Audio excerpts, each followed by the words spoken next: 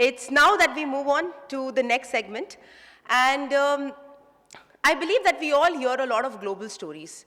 And every global story has its own way of creating and its own way of upbringing. But what I have seen is there are three very common aspects to all global stories that we hear, especially about success. The first is that there is a very bold idea that comes in play. Second is that it's often created in small rooms, limited resources. But the third one, and that's very important, that it has unlimited belief. And today what we're going to see in this session is a story of unlimited belief about a company that's not just about a company, but about building trust across borders, scales across cultures, and relevance across generation.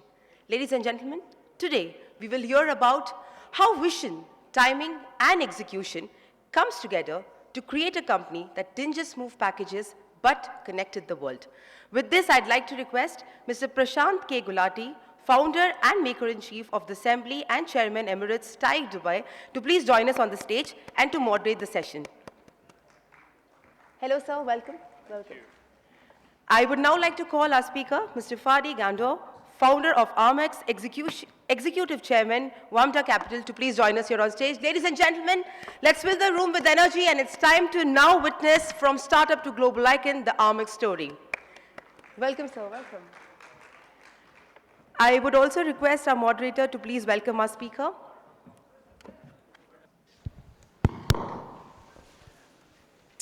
Good afternoon. Fadi, after this masterclass on AI from Shrikant. I don't think we should be saying anything after this session. I mean, really, just a mind blow. Thank you so much. An awesome session. Thank very you. difficult Thank you so to follow much. you. Very Absolutely difficult to follow brilliant. you. Absolutely brilliant. Thank you so much. So, Fadi, welcome to Jaipur. Such an honor. Thank you for inviting me. And your old friends and new friends. I am just so happy to be here. I mean, this is a lovely city. I'm looking forward to doing some tourism tomorrow. So, if you go down to the Middle East and say the word Fadi Ghandour, you'll hear a lot of answers. But one thing would be consistent. People here would, understand it. He's the Bhishma Pitama of startups, entrepreneurship, and having built companies from the Middle East. Bhishma Pitama is like the grand doyen of which is. Absolutely. So Fadi has been somebody. Thank you. That's Fadi who given never, me too much. No, but this is what I would hear.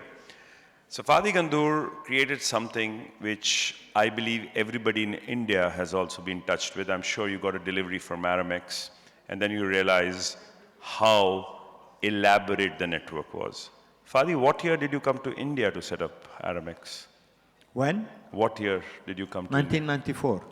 So, I mean, you were listening to artificial intelligence here, 21st century. I built my business when there was no internet. So there's no intelligence.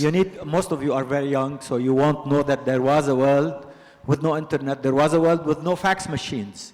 Imagine. I mean, most of you don't even know a fax machine, right? So it was truly a bricks and mortar story and struggle and different ball game altogether. And India was a beautiful country still, but so much different to do business here than it is today.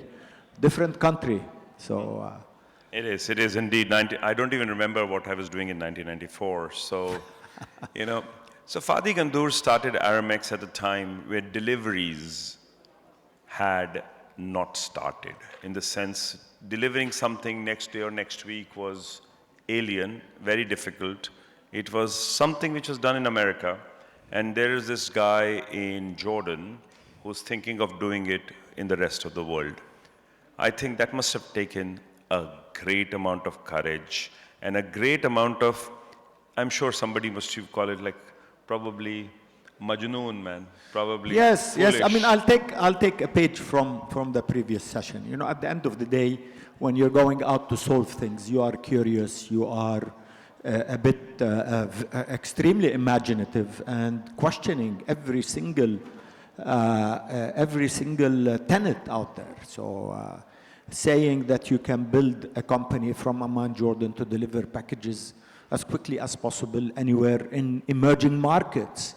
was a bit of a challenge. I mean, many people questioned everything that I was doing. And just as we heard earlier, people will question you. The ego destruction of entrepreneurs is very real. You know, people will say, why you? How can you compete with DHL? How can you compete with FedEx? How can you do this? How can you do that? But, you know, as you think about what you're solving for, you think about where am I solving for? Who am I solving for? You think about the areas that you're in. There are no general questions out there.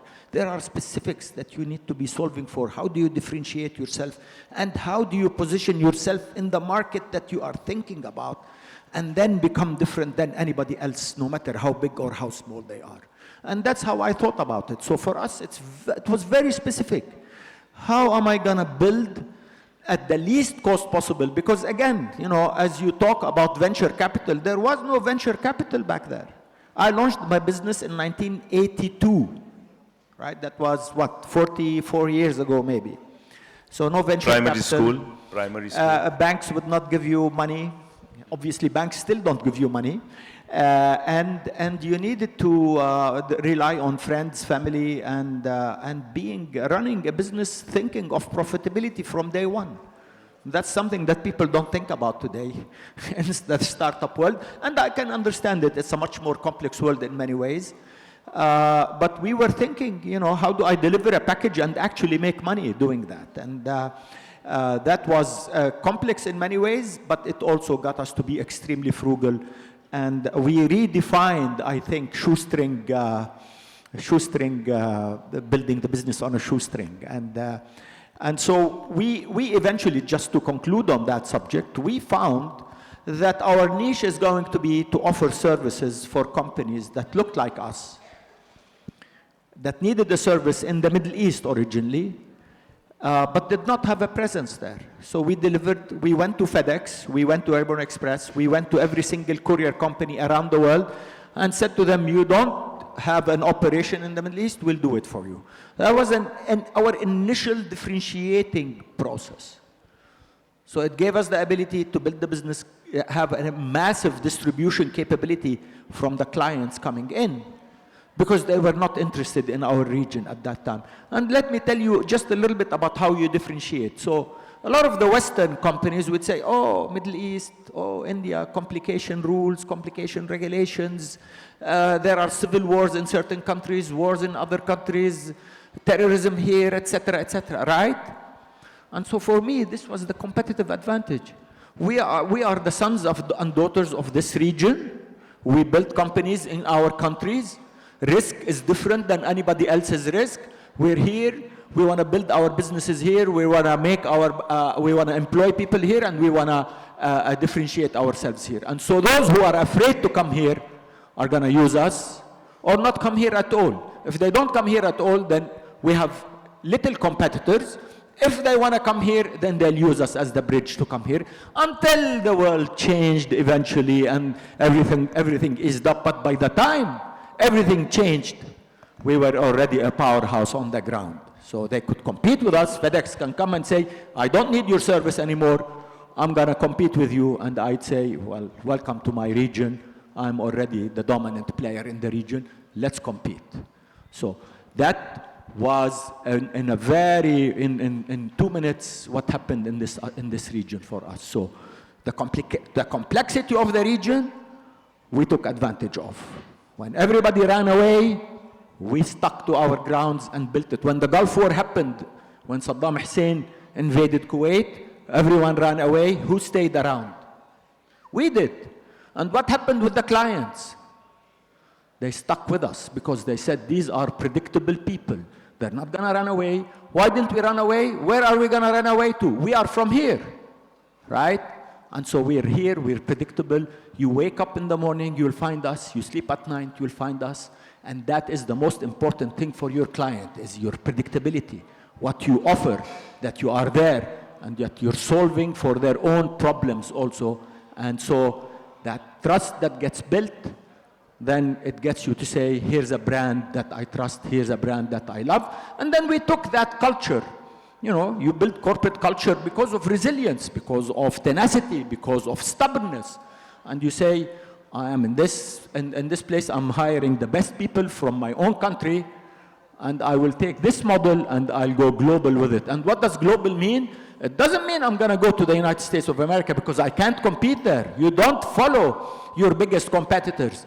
You go to areas where they're not. So I'll go to Africa, I'll go and establish operations in markets where there is little competition.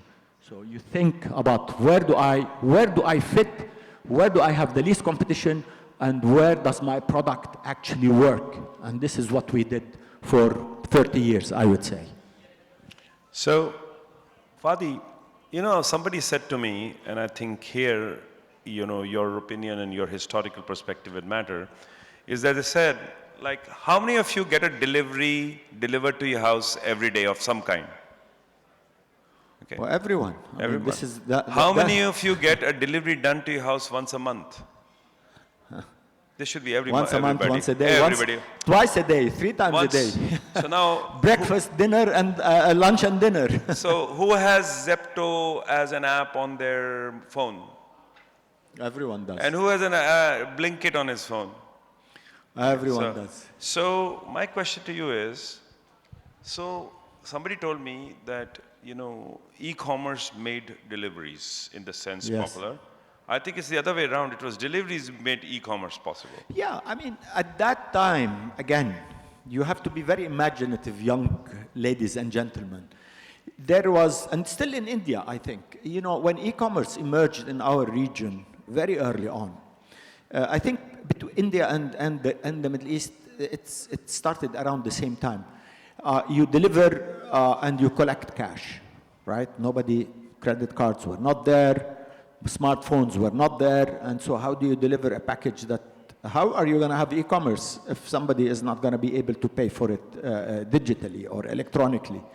And so what we did is we built the cash on delivery system in the region and in many countries around the world. So when e-commerce happened, they actually sat on our shoulders. We enabled Souk, which eventually sold to Amazon.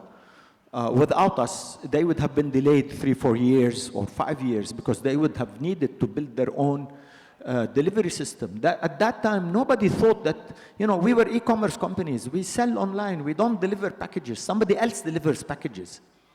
And so we created that system of cash collection that enabled actually e-commerce to happen. And I tease every startup in the region that was in e-commerce, and most of the startups in our region initially, before we had AI and this incredible engineering talent, everything was consumer-based, right? How am I going to buy something online? Even, you talk about who uses that app to buy things. That's a consumer type of thing at the end of the day. And we were able to actually create it and make it happen, and it got the industry to be there. So, and that's talking about ecosystems, right? So how do you build ecosystems? You build ecosystems when companies like mine, and I would boast a little bit, is that we were not only creating cash on delivery, we were actually investing in startups, and we were... Nahil, I remember one we invested together in years ago. Yeah, absolutely. We invested in startups, we invested in the first internet company in the region before anyone else. There was no one thinking in 1998 that the internet was actually going to be a place where you can build a business that makes money and you can sell it and you can exit it. Everybody in our part of the world, if you visit Dubai, everybody was thinking we're building buildings, everything is real estate, bricks and mortar. But we said, as Aramex, we said we're going to invest in the internet. We're going to become an enabler of internet companies in our region, including e-commerce and including consumer stuff that happens online without delivering packages. So we were the first investor in Maktub. Maktub was the first company in the region, probably, including India, that sold to Yahoo. Right? And people said, what does that company own? That owns nothing. It has 300 engineers. They sit in a back office in Jordan. They sell their front office in Dubai. And Yahoo paid $170 million for it back in 2009. And people said, what is this? They don't own anything. They don't own computers. They don't own cars. They don't own their office. They only have engineers and they have an online presence. And that's how the internet, that's how the ecosystem actually happened, because people said, oops, the internet can become a commercial platform. People can build businesses. Entrepreneurs can, mothers and fathers would say, you can become an entrepreneur. You don't need to go find a job in government or find a job in a company. You can build your own business and you can look like these entrepreneurs that eventually made a lot of money for themselves. It happened here, Fadi. You know, mothers were okay with their daughters marrying entrepreneurs at one time, correct? Yes, so it's a status symbol now. Before, no. Entrepreneur, what do you mean? What does that mean? But yeah, it's the thing. You know, go find a job, a stable job in government, and you'll be a happy man forever. You know, never get fired, and your wife will be happily. You'll be happily married forever. But now, you know, there is the dream. You know, this entrepreneurship thing created this, triggered that imagination that there is something. If you, as you had heard earlier today, you know, you can. Your curiosity and solving for problems in your communities, and this country is so massive, it has so many problems that you need to solve for, and you have so many entrepreneurs that are solving for it. And look at the incredible wealth that is created outside of the traditional system of how you create wealth. So Fadi, you know, you just mentioned, and I think I take it three different steps, you know, starting logistics as a core business. Then if I say it the other way around, more provocatively, you were actually a fintech, probably a bigger story of not what you actually did, but not taking no for an answer. Almost being pre-regulation, no. And you know what? Delivering it, doing it, and ask for forgiveness later rather than ask for permission. Yes, I was an expert in asking for forgiveness, because every single country in the region, including here, by the way, including all emerging, including the US, but the US solved it early. The postal authorities came out and said, you're competing with post offices. Post offices are, it's monopoly to deliver, at that time, only letters. There were no packages being delivered. We were in the letter delivery business in the 80s and 90s. And every post office came out and said, you cannot operate in this space. And we were being fought for years. And did you think at any moment in time we said we're not going to operate because some regulator told us don't operate? No. I mean, I'm not going to encourage you to do that a lot. But we went out and operated, and they had to, because we proved, obviously, because this is an important service in society. It's an important service for business. And we went out and said, well, post offices cannot deliver overnight. And we can deliver overnight, and this is an essential service for the competitiveness of the economies, and we need to operate. Took them a while to accept that, but we were already operating, and the clients and banks and people would say, why are you shutting these people down? The same thing happened to Uber.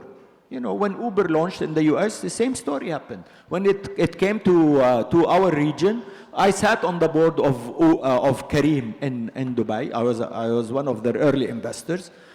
And then when they told them in some countries, you cannot operate, what did you think they did?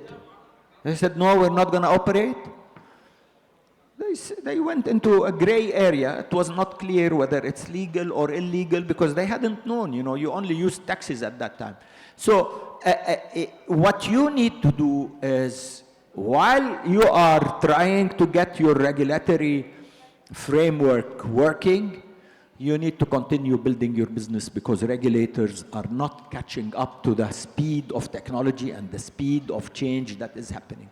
And so I spent a long time in the 80s and 90s fighting post offices. They hated me, and I was telling them, I'm not going away. Find a way to regulate me, because I'm here to stay. Fadi, we have a very popular state in India, which does not have Uber, by the way. Still, until now? Goa does not allow Uber and Ola, by the way, even today. So it does happen. Well, I'm not encouraging you to do anything against the law. I mean. So we do it. As I said, it's not fully distributed. You keep pushing, and then the door will open.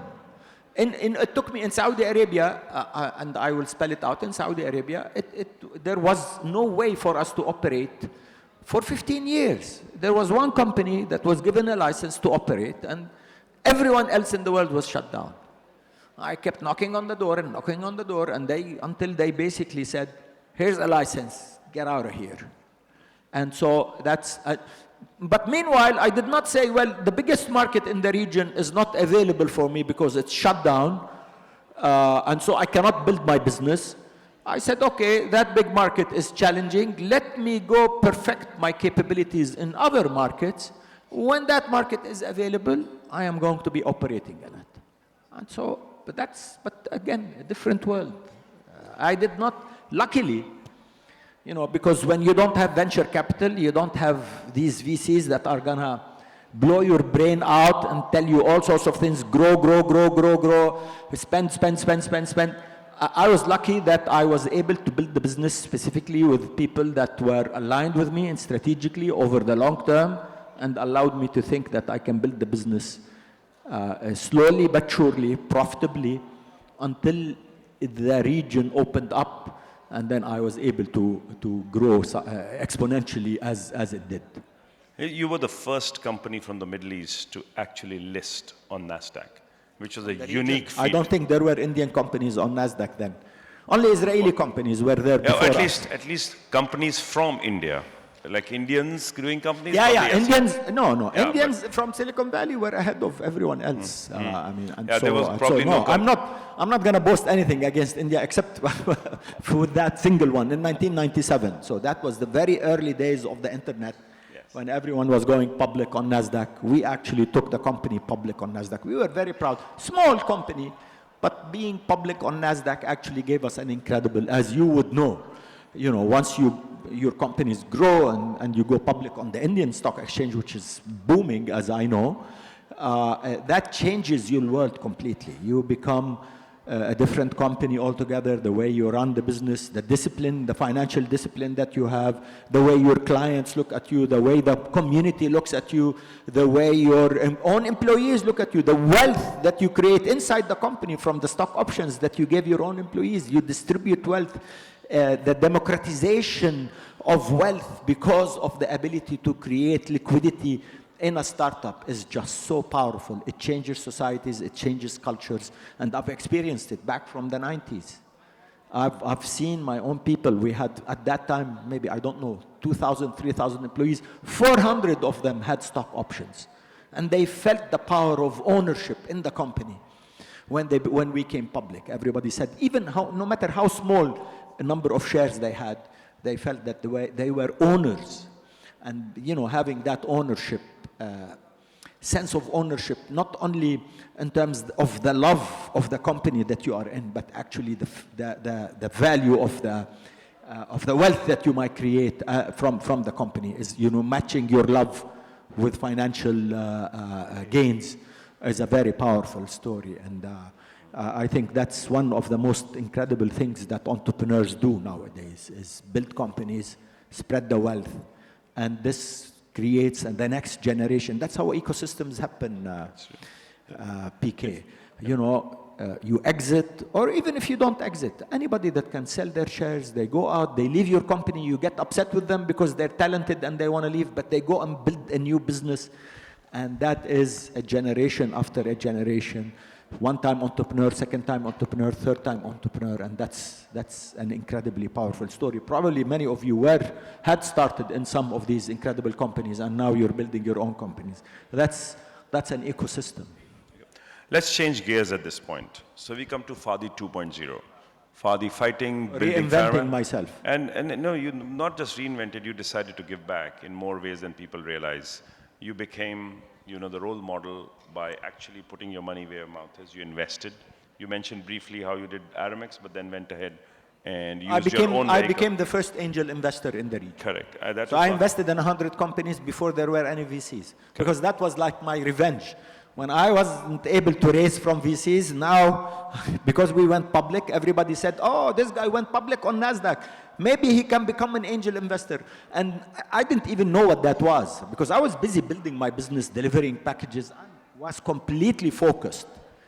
And then these young internet builders, very early days of the internet, 1998, 1999, they'd come and knock on doors, and I would write $10,000 checks, $5,000 checks, because I had made a little money when I went public.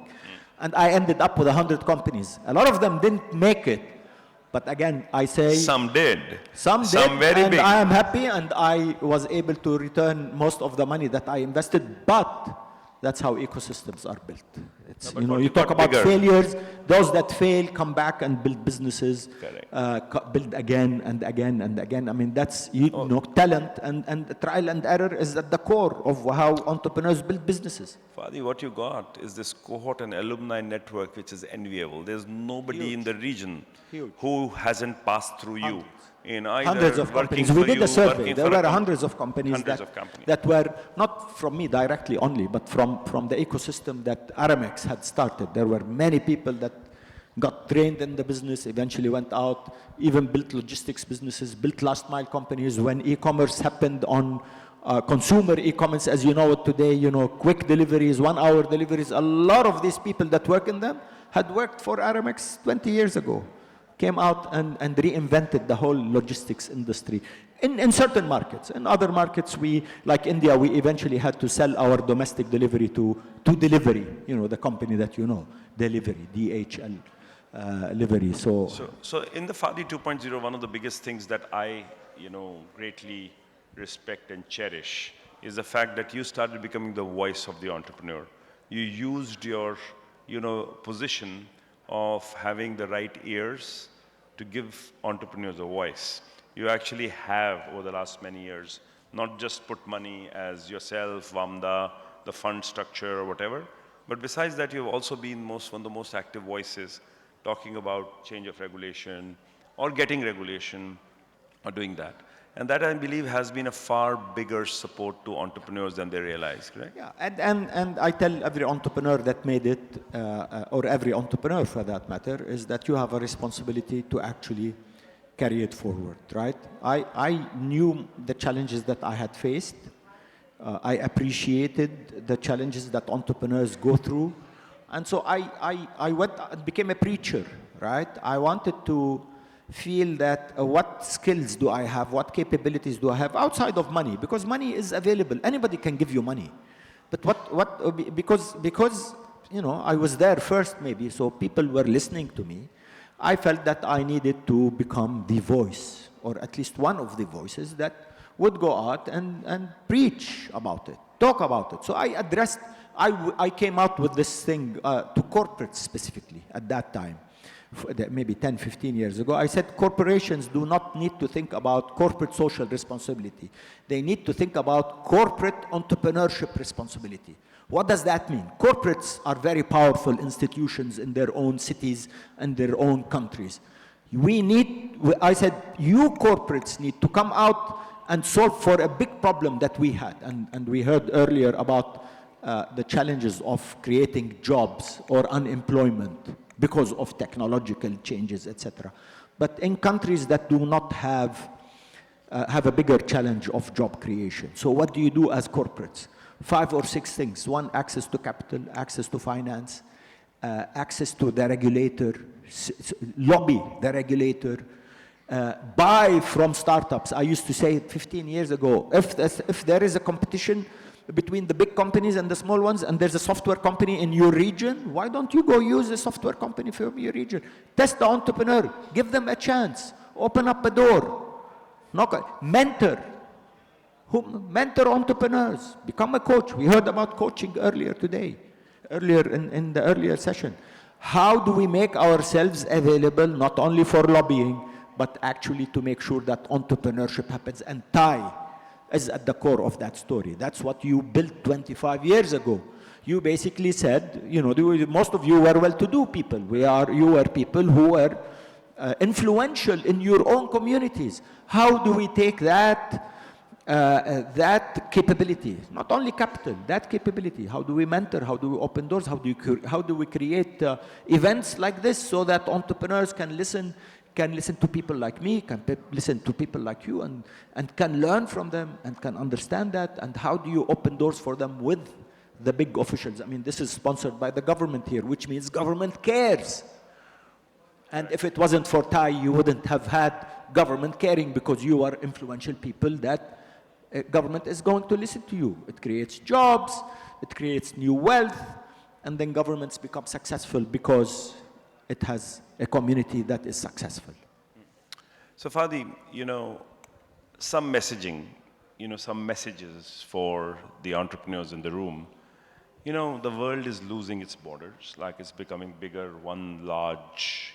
Everybody needs the same service everywhere, same product everywhere, crossing borders, something which, Aramex crossing borders was something we used to talk about. What is the message today? How can different ecosystems work with each other?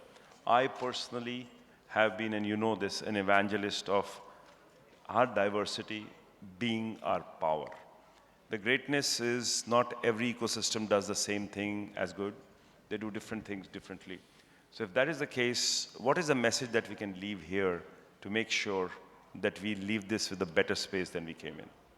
No, I think you're sending the best message by having this event, PK. I mean, for me, entrepreneurs are the best supporter of entrepreneurs. They're the people that understand entrepreneurs best. And so how do we, the ecosystems of a virtuous cycle, yes, we can compete in certain areas, but if we lobby together for the change of certain regulation, everybody benefits. So it's not only about competing in certain areas. Yes, go ahead and compete in a very admirable way, but opening up the ecosystem, making sure everybody understands what this entrepreneurship creates in societies and changes in societies is so essential. And Silicon Valley, people talk about Silicon Valley. I never want to say to any country or any city, replicate what Silicon Valley does. But one thing that is essential in Silicon Valley is the doors are open. When I used to go very early on to Silicon Valley, whoever I asked to meet, they would give me an appointment no matter who they are. I would see them. It's an open system. Everybody finds a way to collaborate with somebody else. And so that collaboration is extremely powerful, and that's what you are all about in TiE. That's extremely powerful, extremely important. And for those of you that are not in the organization, you eventually need to find a way to be part of it so that you will one day be able to give back. What nice words, Fadi, to end with. Thank you so much for this masterclass. Thank you so much for coming here. Thank you so much for sharing with us. And thank you for being a support of TiE, at least in Dubai, forever. Anytime, You have anytime. I am honored. Thank you very much, everyone. Thank you.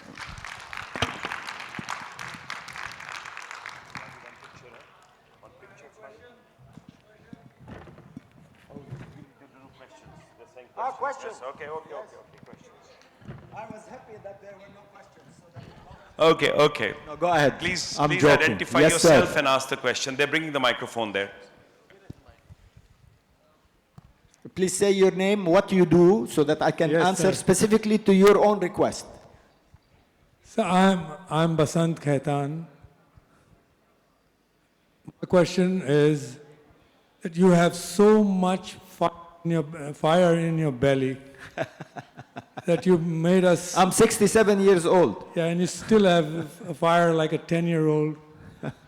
But what is it that kept you waiting to get into some other business than just delivery? I mean, look, we all, and you will feel it as you go on with time, and I hope you look much younger than I am.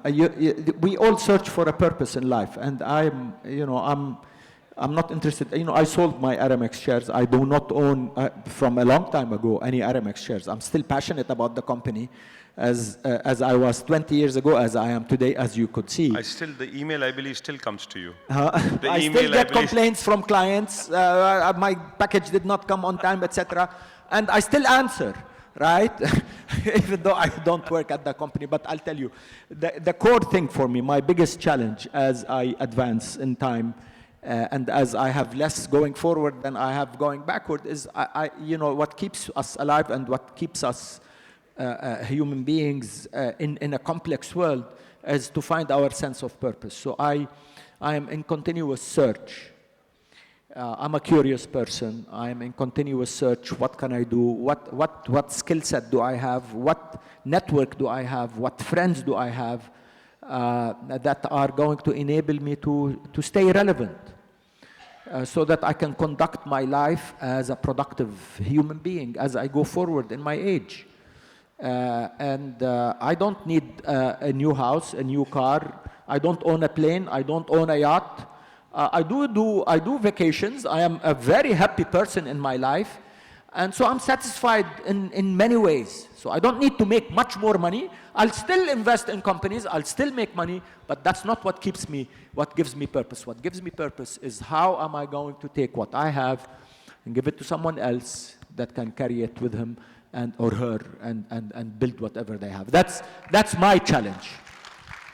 And I think, you know, that keeps us young and humble, because as I was sitting listening to the earlier session, and I was just flabbergasted by what I am hearing. I am learning. I mean, look, I am like a first grader in AI.